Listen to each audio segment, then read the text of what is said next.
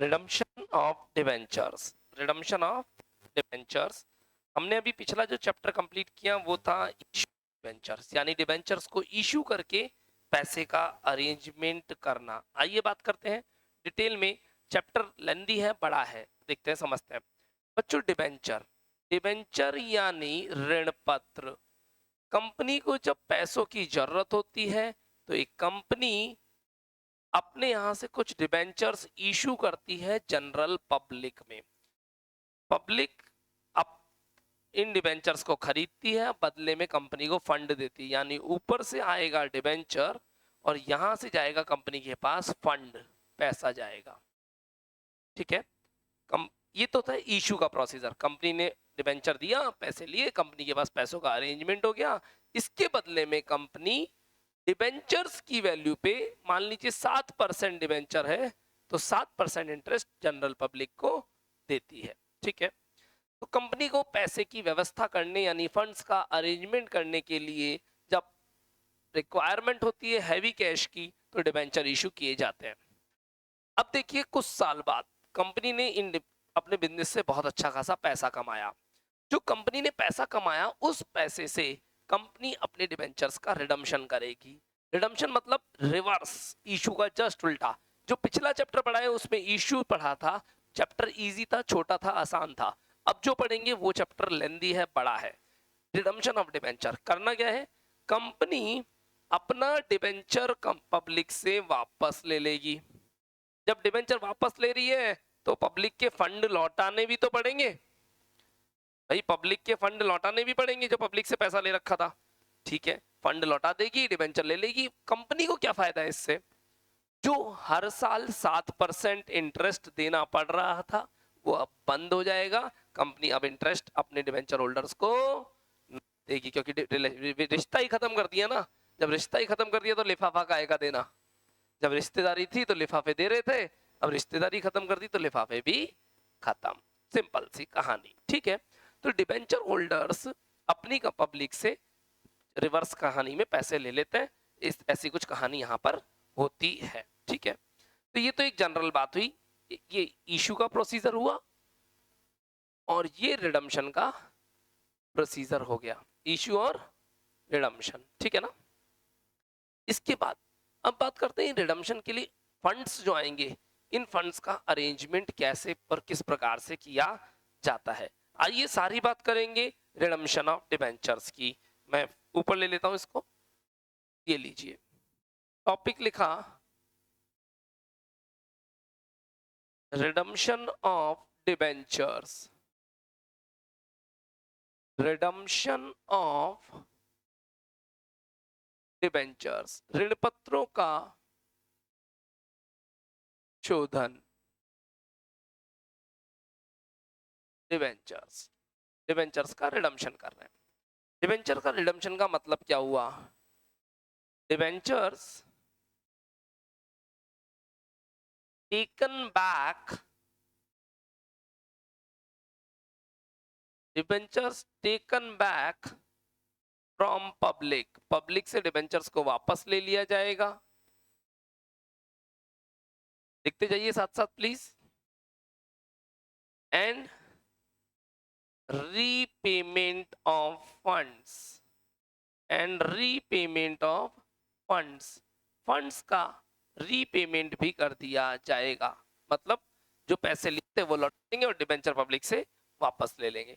इस रिडम्पशन के करने के मेथड्स, अगर आप अपनी बुक का चैप्टर नंबर 4 खोलें तो वहां पर आपको कई मेथड्स नजर आएंगे, बहुत सारे मेथड्स आएंगे। मत खोलिए प्लीज बुक, कंफ्यूज होंगे। वहां पर कई मेथड्स नजर आएंगे, एक चार्ट सा बना रखा है और उस फ्लो चार्ट के अंदर बहुत सारे मेथड्स उन्होंने दे रखे हैं। लेकिन मैं अगर बात करूं, अभी हमें जो मेथड्स पढ़ने हैं तो केवल 3 मेथड्स। पहला method DRR, debenture redemption reserve बना करके। Second method debenture sinking fund DSF। तीसरा method from open market, from open market. ये 3 तरीके हैं जिससे आपको डिबेंचर्स का रिडम्पशन करना है। ऐसे तरीके बहुत सारे दे रखे हैं बुक के अंदर, आपको उन पे दिमाग नहीं लगाना, केवल 3 तरीके पे, यही 3 आएंगे, इनके बाद कुछ नहीं। मैं फुल फॉर्म लिखना चाहूंगा, debenture redemption reserve, debenture redemption reserve, और आगे लिखना चाहूंगा 10%, 15%। ये 10% 15% क्या है, ये एक लॉ है, प्रोविजन है, तरीका है, और उससे कुछ याद करवाने का। प्लीज 10% 15% लिख दीजिए। क्या है ये 10% 15%, बाद में समझाएंगे। Debenture sinking fund, debenture sinking fund method, कुछ नहीं करना बच्चों, एक गुल्लक बनानी है। जरा सुनना, वो ये है क्या मेथड समझना, दोनों मेथड्स। देखिए, जिस दिन कंपनी डिबेंचर होल्डर्स को पैसा लौटाएगी, उस दिन बहुत बड़ा ह्यूज फंड डिबेंचर होल्डर्स को देना पड़ेगा। इतना फंड कंपनी के पास होता भी नहीं है, और पैसा हो तो भी पैसा निकालने के रूल्स फॉलो करने पड़ते हैं। अचानक कंपनी धड़ाम गिर ना जाए, तो कंपनी में से धीरे धीरे पैसे को निकाला जाता है। कंपनी क्या करेगी, एक गुल्लक बनाएगी, गुल्लक का नाम रखा DRR, DRR। उस गुल्लक के अंदर कंपनी हर साल थोड़े पैसे थोड़े पैसे थोड़े पैसे डालती रहेगी, और वहां जब पैसा इकट्ठा हो जाएगा तो फिर एक साथ रिडम्पशन कर दिया जाएगा। तो एक तरह की गुल्लक वाले सब सिस्टम्स है, देखेंगे इसके बारे में हम डिटेल से, है ना। ठीक है, और ओपन मार्केट से खरीदना, यानी बाजार से डिवेंचर खरीदते जाओ और पेमेंट करते चले जाओ, देखेंगे डिटेल के अंदर इनके बारे में आराम से। ठीक है, इन सब पर जाने से पहले मैं थोड़ा सा इसको क्लासिफाई कर देता हूं ताकि मिक्स नहीं हो चीजें। इन सब पर जाने से पहले मैं आपको प्रॉफिट्स के बारे में कुछ बताना चाहूंगा। बच्चों, प्रॉफिट्स दो प्रकार के होते हैं, एक रेवेन्यू प्रॉफिट्स और एक कैपिटल प्रॉफिट्स। रेवेन्यू प्रॉफिट्स और कैपिटल प्रॉफिट्स, इसको ऐसे समझते हैं, हमारे मम्मा पापा बैंक में दो अकाउंट होते हैं, एक रेवेन्यू और एक कैपिटल। मतलब रेवेन्यू अकाउंट वो जिससे वो सारे रोजमर्रा के खर्चे करते हैं। आपकी फीस जमा करनी है, रेवेन्यू अकाउंट से होगी। घर का राशन लाना है, रेवेन्यू अकाउंट से होगा। कुछ खाने पीने का सामान लाना है, रेवेन्यू अकाउंट से होगा। मस्ती करने, एंटरटेनमेंट करने, टूर वगैरह पे जाना है, रेवेन्यू अकाउंट से होगा। यानी रेवेन्यू अकाउंट खर्चों के लिए। कैपिटल अकाउंट में जो पैसा पड़ा होता है उसको कंपनी छेड़ती नहीं है। कैपिटल अकाउंट वाले पैसे को कंपनी नहीं छेड़ती, बिल्कुल भी खर्च ही नहीं करती, हाथ ही नहीं लगाती। क्यों, है ना। कैपिटल अकाउंट वाला पैसा किसी बड़े उद्देश्य के लिए रखा जाता है। डिबेंचर का रिडम्पशन करना है, प्रॉपर्टी खरीदनी है, कार खरीदनी है, शादी करनी है, उस पैसे को छेड़ते नहीं है, बड़ा फंड रखते हैं। इसको रोजमर्रा के खर्चों में काम में मत लेने ना, खत्म हो जाएगा, है ना। इसको छेड़ते नहीं। रेवेन्यू रोज रोज छेड़ने वाले। रेवेन्यू में आता है एक तो आपका P&L अकाउंट, जिससे रोज सारे खर्चे होते हैं, और एक जनरल रिजर्व, जनरल रिजर्व, ये रेवेन्यू होते हैं। कैपिटल में बात करें तो एक तो होता है अपना security premium, security premium account, और एक होता है हमारे पास कैपिटल रिजर्व, कैपिटल रिजर्व। इन दोनों को छेड़ा नहीं जाता ज्यादातर तरीकों में। खर्च करने के लिए नहीं है ये पैसा, ये पैसा इकट्ठा करने के लिए, खर्च करने के लिए ये दोनों है। ठीक है ना, नॉलेज के लिए बताया मैंने, है ना। मेथड्स के बारे में बात करते हैं, और पहला पहला मेथड पढ़ना शुरू करते हैं जो हमें अल्टीमेटली आज पढ़ना है, डिबेंचर रिडम्पशन रिजर्व वाला। इस मेथड को हम कंप्लीटली पढ़ने जा रहे हैं। तब तक आप यहाँ तक का वीडियो से नोट करके, पॉज करके नोट करें, फिर हम आगे बढ़ेंगे। मैं इसको आगे ले लेता हूँ। आइए, हमने पहला मेथड शुरू किया, और मेथड का नाम है DRR, debenture redemption reserve concept. DRR number 1, आपको क्या क्या स्टेप्स फॉलो करनी है। सबसे पहले आपको एक DRR नाम का गुल्लक बनानी है। गुल्लक, जरा समझना मेरी बात को बड़े ध्यान से। मेरे टारगेट क्या है, मुझे आज से कुछ साल बाद अपने डिबेंचर्स का रिडम्पशन करना है, और उसके लिए पैसे चाहिए 10 करोड़ रुपए। 10 करोड़ रुपए चाहिए, 10 मेरे को कितने, कुछ साल बाद। अब कुछ साल बाद 10 करोड़ रुपए एकदम से तो आने वाले नहीं है, तो आज से उसके लिए धीरे धीरे धीरे धीरे धीरे इकट्ठा करना शुरू करूं। एक गुल्लक बनाई, DRR नाम की गुल्लक बनाई। गुल्लक मतलब एक फंड बना दिया साहब। ठीक है, तो पहली स्टेप है DRR बनाओ। DRR नाम की गुल्लक बना दी, और इस गुल्लक में पैसे इकट्ठा करना शुरू कर दिया, है ना। ठीक है, कितना पैसा इकट्ठा करना है, कितना पैसा डालना है, minimum 10% of face value, minimum 10% of face value, आपको इतना पैसा कम से कम यहाँ डालना पड़ेगा, फिक्स है, 10% से कम नहीं डाल सकते, रूल है 10% है ना। इसका 10%, डिबेंचर्स जिनका रिडम्पशन करना है उनकी फेस वैल्यू का 10% आपको कम से कम डालना पड़ेगा। तो 10-10% करके डालोगे तो 10 साल में पैसा इकट्ठा हो जाएगा, नहीं होगा बताओ? अगर डिबेंचर आपका 10 रुपए का है तो आप एक रुपया हर साल डालते रहो, अगर डिबेंचर 100 रुपए का है तो 10-10 रुपए करके डालते रहो, है ना, इस तरीके से।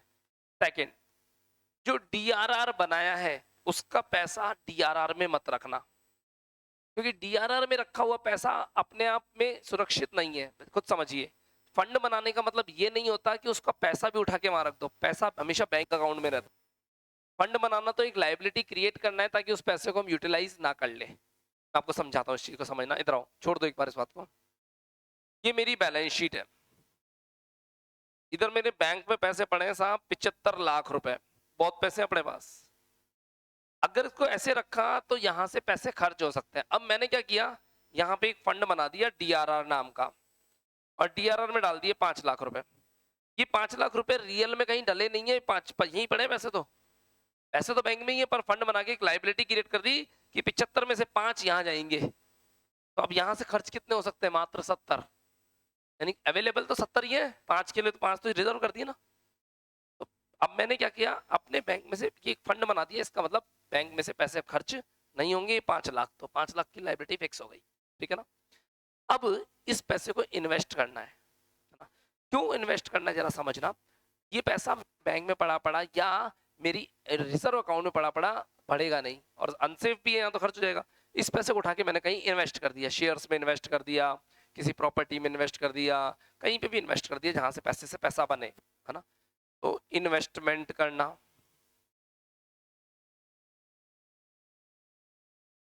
मैंने लिखा इन्वेस्टमेंट करेंगे, पहले तो डीआरआर बना दिया, फिर उस पैसे का क्या करेंगे हम, इन्वेस्टमेंट करेंगे, है ना। इन्वेस्टमेंट कितना करना है ना। पहले तो डेट फिक्स है, up to 30 April, before redemption, redemption से पहले वाली 30 अप्रैल तक आपको पैसा डालना है। और कितना डालना है, minimum 15% of face value, minimum 15% of face value. आपने जो डीआरआर में पैसा 10% डाला था, वो वाला पैसा और एक्स्ट्रा मिला करके आपके बैंक से और एक्स्ट्रा मिला, क्यों, क्योंकि डीआरआर में तो 10 ही डालना था, इन्वेस्ट कितना करना है 15, तो अपने बैंक से 15% पैसा उठाना और कहीं ना कहीं इन्वेस्ट कर देना, ठीक है ना। तीसरी स्टेप, अब वहां पे हम हर साल डीआरआर बनाते हैं, इन्वेस्टमेंट करते हैं, डीआरआर बनाते हैं, इन्वेस्टमेंट करते हैं, डीआरआर बनाते हैं, इन्वेस्टमेंट करते हैं। वो दिन आ गया जिस दिन रिडम्पशन होना है, उस दिन पैसे की जरूरत है। अब आज पैसा कहां से आएगा, बोले जो वो इन्वेस्टमेंट कर रहे थे सारे को बेच दो और सारा पैसा इकट्ठा करके ले आओ। तो इन्वेस्टमेंट जो आपने करे थे हर साल, उसको कर देंगे सोल्ड आउट, बेच दिया जाएगा, ठीक है ना। बेचने से पैसा आ गया तो आप क्या करोगे, उसका रिडम्पशन कर देंगे, रिडम्पशन ऑफ डिबेंचर्स। जो पैसा आ गया उस पैसे से रिडम्पशन कर दिया जाएगा डिबेंचर्स का, ठीक है। लास्ट एंट्री, जब रिडम्पशन करेंगे तो लॉस होगा या फिर प्रॉफिट होगा, जनरली लॉस होता है। इस लॉस या प्रॉफिट को ट्रांसफर कर देंगे कहाँ पे, अगर प्रॉफिट, मैं बताता हूँ, अगर लॉस हुआ है तो जाएगा पीएनएल में, प्रॉफिट हुआ है तो कैपिटल रिजर्व में जाएगा। देखिए कैसे और क्या करना है, ज्यादा दिमाग लगाने की जरूरत नहीं, ज्यादा दिमाग नहीं लगाना आपको, बहुत लगानी है। सुनिए और समझिए प्लीज। वापस मैं पांचों स्टेप्स को रिवाइज करूंगा। पहली स्टेप, डीआरआर बनाओ और वहां पे ट्रांसफर करो minimum 10% of face value. Please ध्यान रखिएगा, जिनकी बुक पुरानी है, अगर आप पुरानी बुक से पढ़ रहे हैं तो यहाँ 25% आएगा, पहले 25% ट्रांसफर करना होता था, अब रूल्स में अमेंडमेंट आ गया, चेंज आ गया, तो 10% ही ट्रांसफर करना होता है, ठीक है ना। तो 10% ऑफ फेस वैल्यू आप डीआरआर में शिफ्ट करो। तो पैसा रियल में डीआरआर में नहीं गया, अब आपको अपने बैंक अकाउंट से पैसा इन्वेस्ट करना है, इन्वेस्टमेंट्स में कम से कम 15% ऑफ फेस वैल्यू, ठीक है। उसके बाद जिस दिन रिडम्पशन का टाइम आएगा सारे इन्वेस्टमेंट बेच देना, पैसे से रिडम्पशन कर देना और लॉस या प्रॉफिट जो भी हो उसको पीएनएल से चार्ज कर लेना। एग्जैक्टली अगर हम यहाँ पे देखें तो फेस वैल्यू का 25% पैसा इकट्ठा हो रहा है, लेकिन 10% हम 25% को रिजर्व में हटा रहे हैं, साइड हटा रहे हैं, ताकि बैंक में से पैसा खर्च ना हो जाए। लेकिन 10% पैसा कहीं गया नहीं था, 10% पैसा हमारे पास ही पड़ा था, हमने केवल रिजर्व बना के पैसे को यहीं छोड़ दिया था। पैसा निकला तो हमारे यहाँ से 15% है। ठीक है, आपको दिमाग नहीं लगाना 10 और 15। अब एक बार पिछले पेज पे जाइए, मैंने 10 और 15 कहीं लिखवाया था, ये देखिए, ये रहा, लिखवाया था ना, डीआरआर मेथड के अंदर 10% और 15%। 10% से तो डीआरआर बनेगा और 15% से इन्वेस्टमेंट होगा, यही तो बताया था। ये रही वो steps.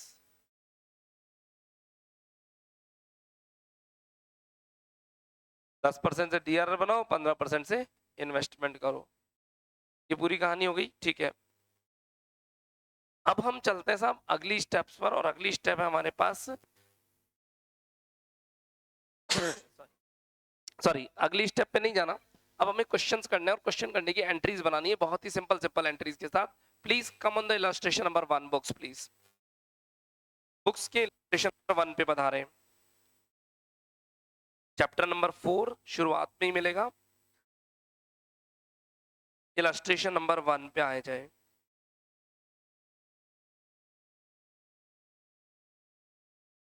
Yes, illustration 1 Agarwal machines limited, illustration 1 Agarwal machines limited.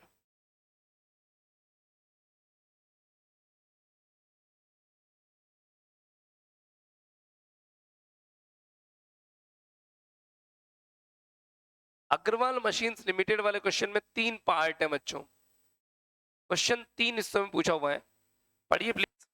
पहला पार्ट, 5000 डिबेंचर है, 1000 वाले रिडीमेड पार, 5000 10% डिबेंचर्स एट द रेट 1000 और रिडीमेड पार, पार पे रिडम्पशन करना है। फिर 4000 है, 6000 है, 6000 डिबेंचर्स 5% डिबेंचर्स है 1000 और रिडम्पशन करना है एट 10% प्रीमियम, यानी 100 रुपए प्रीमियम हो गया 1000 रुपए, तो अजी 10% 10 रुपए थोड़ी होगा, 100 रुपए होगा ना। ठीक है, 4000 5% डिवेंचर्स हैं जिनका रिडम कितने वाले 100 वाले हैं। ठीक है, रिडम्शन पे सॉरी डिस्काउंट देना है, redemption at 2% discount, redemption at 2% discount. ठीक है, हमने सब कुछ लिख लिया, अब हम एंट्रीज बनाना शुरू करते हैं स्टेप सबसे पहले पार्ट के लिए। तो हम शुरू करने जा रहे हैं फर्स्ट का फर्स्ट पार्ट, फर्स्ट का फर्स्ट पार्ट यानी एट पार रिडम्पशन करना है। सबसे पहली एंट्री मैंने बोली थी डीआरआर बनाओ, डीआरआर बनाएंगे ना, तो मैंने पहली एंट्री बनाई PNL account debit to DRR, PNL से पैसा उठा लिया और कहाँ डाल दिया, डिबेंचर रिडम्पशन रिजर्व में। कितना डालना है, 5000 डिबेंचर है, 1000 रुपए का एक है, तो वैल्यू आ गई 50 लाख। इसका मिनिमम 10% 5 लाख रुपए आपको अपने पीएनएल से टीआरआर में डालने पड़ेंगे। ये 5 लाख रुपए की कहानी समझ में आ गई क्या? अरे 5 लाख कहां से आया, 10% बोला था 10% और 15%, तो 10% हमने पीएनएल से डीआरआर बना दिया, पीएनएल से पैसा चला गया डीआरआर के अंदर। ठीक है, सेकंड एंट्री, इस इन्वेस्ट करना है, इन्वेस्ट करना है तो debenture redemption reserve, debenture redemption reserve investment, debenture redemption reserve debenture redemption investment कर दो, इसको ज्यादा बढ़िया रहेगा। Debenture reserve investment to bank, हमारे बैंक से पैसे निकल रहे हैं और जा रहे हैं इन्वेस्टमेंट में, कितने 50 लाख की फेस वैल्यू है, उसका 15%, 7,50,000 रुपए।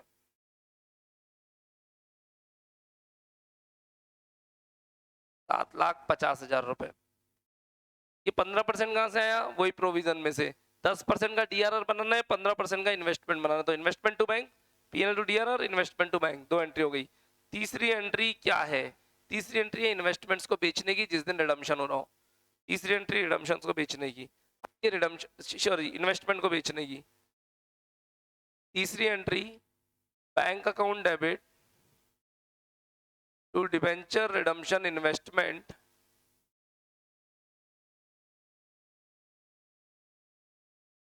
50 लाख।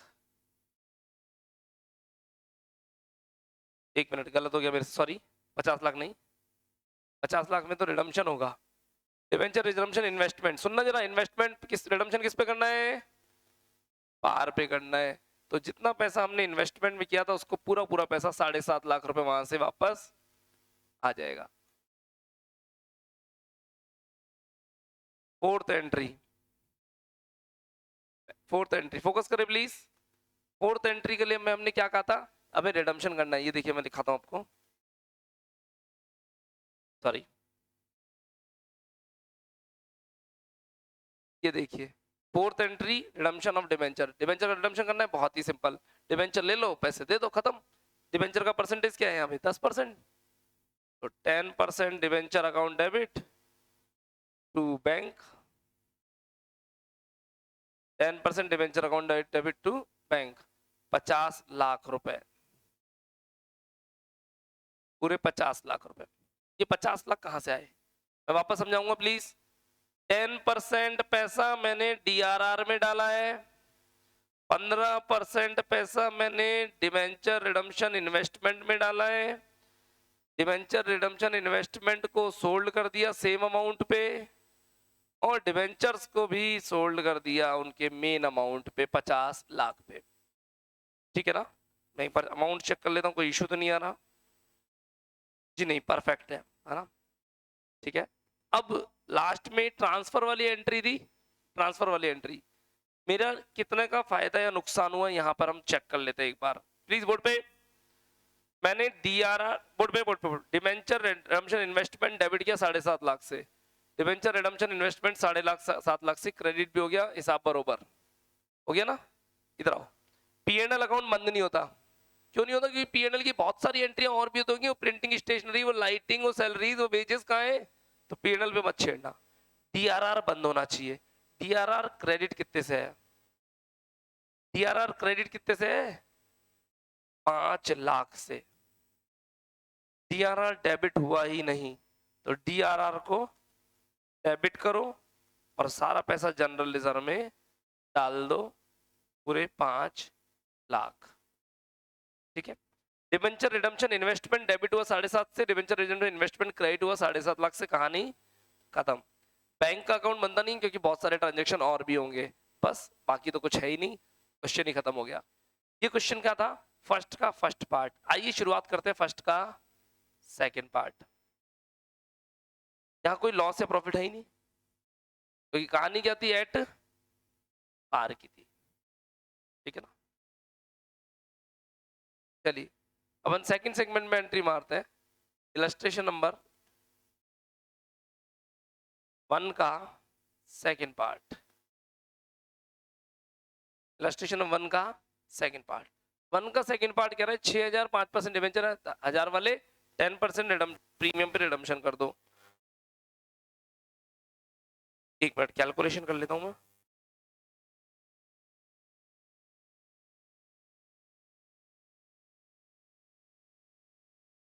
ठीक है, आ जाइए। पहली एंट्री, पीएनएल से पैसे उठाओ, पीएनएल से पैसे उठाओ और कहां डाल दो? डीआरआर के अंदर।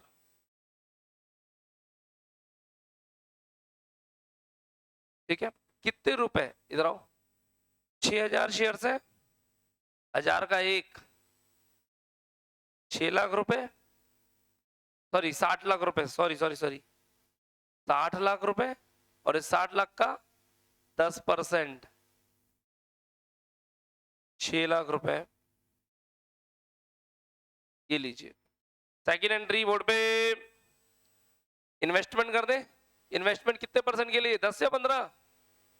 15% के लिए। Debenture redemption investment to bank 15% के लिए 60 लाख का 15% 9 लाख रुपए।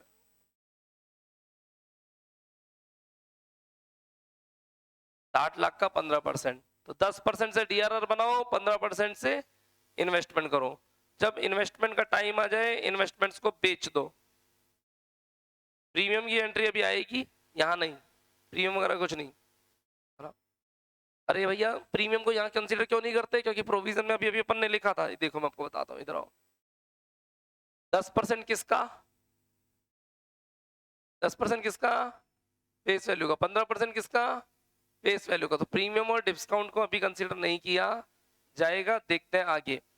तीसरी एंट्री, इन्वेस्टमेंट्स को बेच दो। Bank account debit to debenture redemption investments 9 lakh रुपए। चौथी एंट्री, अब चौथी एंट्री पे प्लीज ध्यान से दीजिए, डिबेंचर्स का रिडम्पशन करना है। रिडम्पशन डिबेंचर्स मंगा लो। डिबेंचर्स का परसेंटेज कितना है यहाँ पे, 5%। ये लीजिए 5% डिबेंचर हमारे हाथ में रुपए, 5% डिबेंचर्स।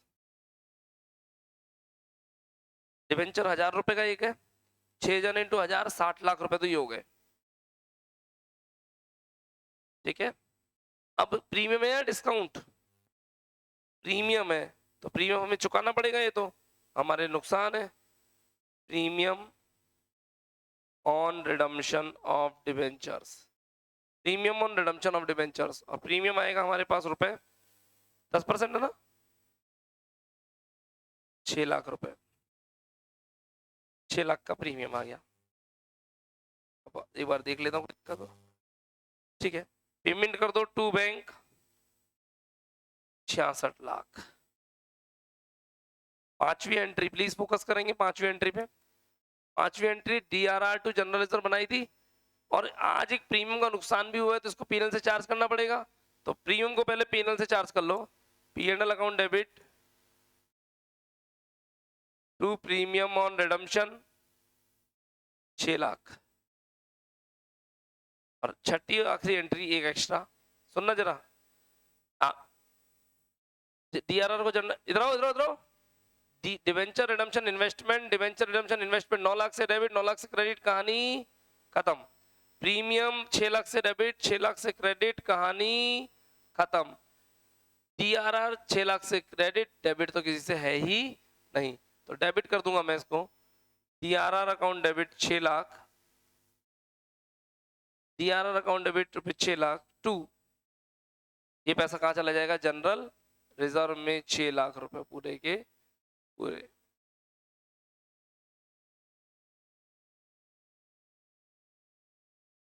डन। इलस्ट्रेशन नंबर 1 का सेकंड पार्ट हुआ। 1 के थर्ड पार्ट में क्या करना है आपको, ये एंट्री सेम, ये एंट्री सेम, ये एंट्री सेम, ये एंट्री में चेंज। प्रीमियम की जगह नीचे क्या चला जाएगा, डिस्काउंट चला जाएगा।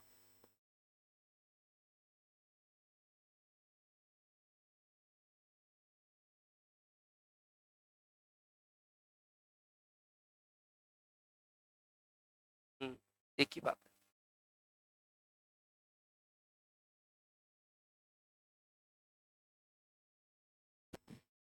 डन। आपके लिए यहाँ पर मैं होमवर्क दे रहा हूँ छोटा सा, फर्स्ट का थर्ड पार्ट, फर्स्ट का थर्ड पार्ट आपको सेल्फ करना है। फर्स्ट के थर्ड पार्ट में थोड़ा सा जोर आएगा, पर इतना मैटर करने के बाद तो प्लीज अपने फर्स्ट के 1 to 3 पार्ट को कंप्लीट करें, उसके बाद हम क्लास में कंटिन्यू करेंगे आगे का मैटर। फर्स्ट का थर्ड पार्ट आपको अभी के अभी इसी क्लास के आगे नोट करना है, इतना नोट कर लीजिए।